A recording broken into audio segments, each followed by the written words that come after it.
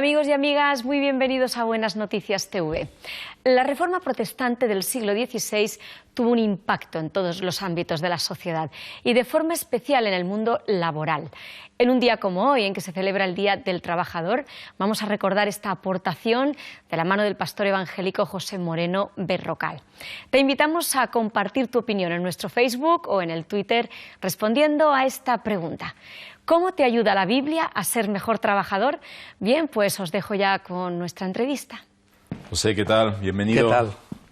Me alegro Encantado que puedas estar aquí con nosotros.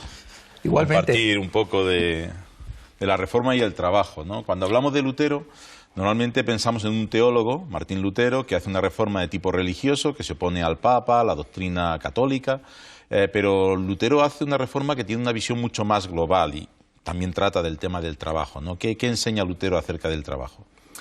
Ya nuestro Miguel de Unamuno en 1912 nos dice que a Lutero se le debe el mérito de haber redescubierto lo que es la doctrina bíblica de la dignidad del trabajo. Lutero estudia, como sabemos, la Biblia con mucho cuidado y entonces descubre lo que es el concepto bíblico de la vocación. Esa es una palabra que se puede traducir también como llamamiento o incluso como profesión. Y realmente la vocación es la misión que Dios nos ha dado a cada uno de nosotros para realizar en este mundo. Para ello, pues Dios nos da oportunidades y capacidades para desarrollarnos y para poder precisamente cumplir con ese llamamiento que Él nos ha dado. Y encontramos, que, por tanto, que para Lutero el trabajo es un deber que debemos para con Dios en este mundo. Ajá. Y para entender la aportación de Lutero, ¿en qué se diferencia esa idea del trabajo de lo que había en ese momento en su contexto? Bueno, cuando el cristianismo se introduce, al principio, pues trae una visión positiva del trabajo. Esto resulta muy evidente cuando consultamos los textos bíblicos y al principio pues hay una visión muy adecuada de lo que significa la voluntad de Dios, de que podamos trabajar, de que podamos transformar el mundo por medio de nuestro esfuerzo. Esa es la voluntad de Dios para el hombre. Pero lo que se llama la cristiandad, en contacto ya con lo que es la filosofía antigua, la filosofía pagana, pues empieza a desarrollar conceptos que son antagónicos del que presenta la Escritura. Y así encontramos que aunque hubo algunas resistencias, pues se empezó a descuidar y a tener un poco lo que es el trabajo manual, el trabajo en los campos, y se consideraba que esto formaba parte de las personas que debían dejarse a un lado de la sociedad. Incluso se llegó a pensar que el trabajo en sí mismo era una maldición, de tal manera que se pensaba que el ideal que Dios quería para el ser humano pues era la ociosidad. Se disfrazaba, si así lo puedo decir, por medio de lo que se consideraba la contemplación. Los santos, o las personas que se consideraban santas en la Edad Media, pues eran personas que ni se casaban ni comerciaban. Y esto es lo que va a cambiar con la Reforma. Muy interesante, ¿no? El cambio tan radical que supone las enseñanzas de Lutero. Y cuando hablamos de Reforma no hablamos solo de Lutero, ¿no? Hablamos de otros personajes como Calvino, ¿no? Que en 1541 publica en francés la institución, su famosa institución de la religión cristiana, y que también hace aportaciones importantes, ¿no? En cuanto a lo que es la visión del trabajo. ¿Cuál es, digamos, la aportación de Calvino?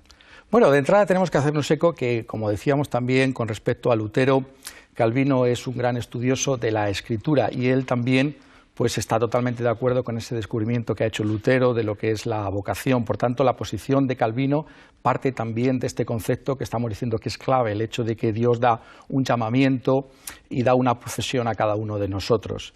Desde esa postura, desde esa plataforma, pues lo que Calvino insiste es que debemos trabajar para la gloria de Dios. Esto es algo que también ya había dicho Lutero, pero él insiste que de una manera muy activa nosotros tenemos que esforzarnos por agradar a Dios por medio de nuestro propio trabajo. Y esto significa que en todo lo que nosotros podamos realizar tenemos que tener presente a Dios mismo. No es algo impersonal, sino tener en cuenta a Dios. Y esto es así también, nos dice Calvino, porque Dios es el que da ejemplo trabajando. Es muy curioso, ¿no? Como el reformador apela al hecho de que Dios es el que trabaja en primer lugar y por tanto los seres humanos deben hacerlo. Y de la misma manera que Dios hace todas las cosas con alegría, pues entonces Calvino nos dice que nosotros en esa vocación, ese llamamiento que hayamos recibido de Dios, tenemos que esforzarnos por hacerlo con alegría, dándole las gracias a Dios porque lo que estamos haciendo precisamente estamos poniendo de manifiesto esa capacidad que Él nos ha dado para la realización de ese trabajo. Pero lo que distingue realmente a Calvino de Lutero es una valoración muy especial del comercio. Esto es un detalle muy interesante porque Calvino cree que debemos ponernos del lado de los comerciantes, debemos darnos cuenta que el beneficio incluso de las empresas, cuando se obtiene, pues tiene que volver a ser invertido para que se puedan crear nuevas empresas y nuevas iniciativas de trabajo. Y esto es lo que distingue a Calvino de Lutero. Al mismo tiempo, pues Calvino nos está hablando también de la importancia que tiene de que podamos tener una legislación justa sobre el ahorro y también el préstamo de una manera moderada, pero que tiene que estar presente precisamente para que se pueda llevar a cabo todas esas empresas y esos nuevos filones de trabajo que van a aparecer también en la Reforma y particularmente en la ciudad de Ginebra. Trabajar con alegría, ¿no? Eso le debe sonar a chino a algunas personas, trabajar con alegría. Pero bueno, cuando se hace para la gloria de Dios, ya vamos en una buena senda. Comentando y conectando con esto que estás diciendo del beneficio a favor del comerciante, ¿no? Se ha acusado mucho a Calvino, ¿no? de ser un poco el padre del capitalismo despiadado, ¿no? Y no sé si es justa esta acusación. No, en absoluto, no es nada justa. Realmente, en parte se debe pues, a un libro que ha sido muy famoso, que es el libro de Max Weber, que habla de que realmente el protestantismo tiene mucho que ver con el capitalismo. Realmente Weber lo que hace en este libro es precisamente intentar desmontar la tesis de Carlos Marx de que todo se debe a intereses económicos, que todo lo que mueve la sociedad es el puro interés económico. Lo que Weber nos hace ver, y yo creo que acierta totalmente, es que hay otras fuerzas en la sociedad, por ejemplo la religión o la ética, que mueven a las personas a actuar. Pero en lo que se equivoca Weber, en mi opinión, es en el decir que el capitalismo comienza con la Reforma. Sabemos que ya existía el capitalismo anteriormente en Italia y en Francia, y lo que es el espíritu de lucro y de afán, pues es algo que ha existido desde siempre, desde la caída del ser humano en el pecado. Por el contrario, encontramos en Calvino como una y otra vez él está buscando defender los derechos de los trabajadores. Es uno de los aspectos que más llama la atención cuando leemos los sermones de Calvino y cómo se pone del lado de los más desamparados. Entonces, en ese sentido, la acusación de que Calvino pues, sería el padre de ese capitalismo salvaje pues, es totalmente injusta. Bueno, Lutero, Calvino, todos los reformadores lo que hacen es poner la Biblia en el centro de la vida, ¿no? Seguro que hay otras enseñanzas dentro de la palabra de Dios, de la Biblia y de la Reforma que se enfatizan y que contribuyen, ¿no? Una visión, vamos a decir, protestante del trabajo. Efectivamente, yo creo que el aspecto más importante que nosotros debemos destacar es el hecho de que el trabajo tiene que tener un aspecto social. Lo puedo poner de esta manera. La manera en la que nosotros amamos al prójimo, en primer lugar, es cumpliendo con la tarea profesional que Dios ha dado a cada uno de nosotros. Al mismo tiempo, Calvino pone de manifiesto la importancia que tiene que tengamos en cuenta a los demás. En eso está reflejando también la enseñanza del apóstol Pablo, y me gustaría en ese sentido pues, leer un versículo precisamente de la epístola a los Efesios, donde vemos como el apóstol Pablo nos habla de que tenemos que tener en cuenta a los demás a la hora de trabajar. Y dice así en Efesios, en el capítulo 4, el versículo 28, el que hurtaba, no hurte más, sino trabaje, haciendo con sus manos lo que es bueno, para que tenga que compartir con el que padece necesidad. Entonces hay una función social del trabajo, no simplemente es mi propio interés egoísta, sino que tengo que tener delante de mí las necesidades de la comunidad. Entonces ese aspecto es muy importante. Por otro lado, la Reforma, pues contra esa forma de entender lo que era la vida en la Edad Media, de huir del mundo como el ideal cristiano, pues nos dice que realmente tenemos que vivir la vida cristiana siendo útiles en este mismo mundo, sirviendo a Dios, como decíamos anteriormente, por medio de la vocación que Dios nos haya dado a cada uno de nosotros. Y el ideal, por tanto, se encuentra en que nosotros realmente podamos realizar esa labor que Dios nos ha dado a cada uno en la esfera en la que nos encontramos. En ese sentido es muy importante darnos cuenta de que en la Edad Media pues existía esta consideración de que a Dios le agradaba todo tipo de penitencias corporales, todo tipo de abstención de determinados alimentos, incluso el celibato obligatorio, pero la Reforma viene a decirnos que la auténtica penitencia que agrada a Dios es que podamos tratar justamente a nuestros trabajadores y darles un salario digno. Y por parte del trabajador, lo que Dios requiere es que él pueda rendir con toda su excelencia en el trabajo que Dios le ha dado, teniendo en cuenta la realidad de que Dios mismo es aquel que nos observa en todo lo que realizamos. ¿Y esta forma de pensar cómo afecta a las sociedades donde se desarrolla la Reforma?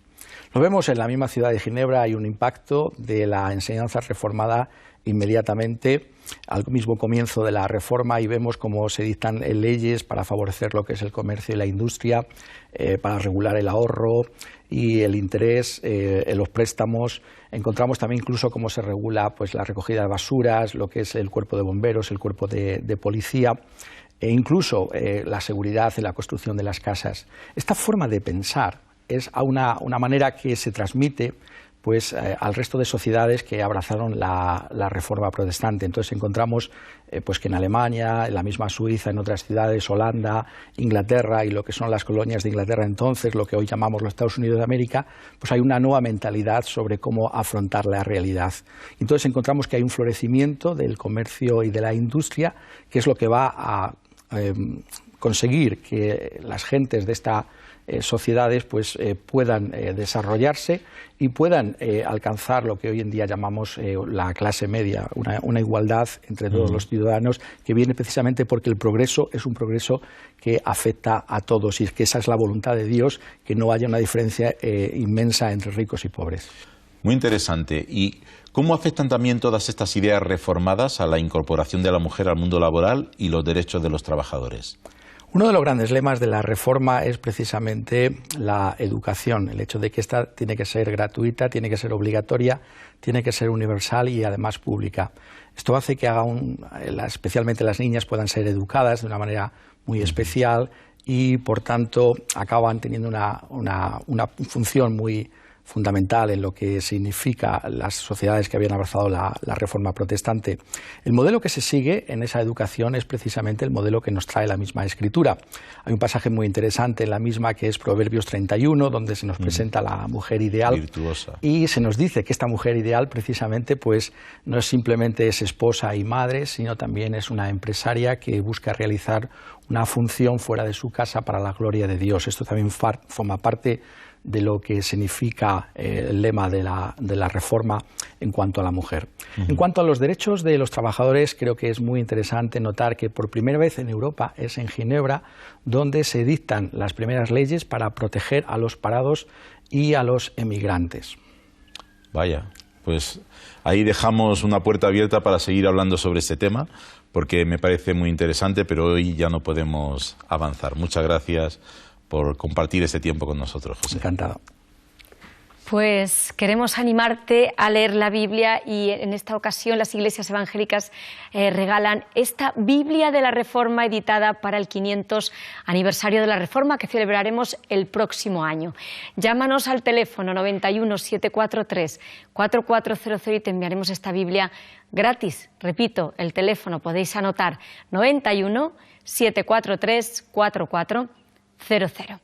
Y para los que formáis parte de nuestro club de amigos, en esta ocasión vamos a sortear esta novela titulada Matar a Lutero, del escritor e historiador Mario Escobar.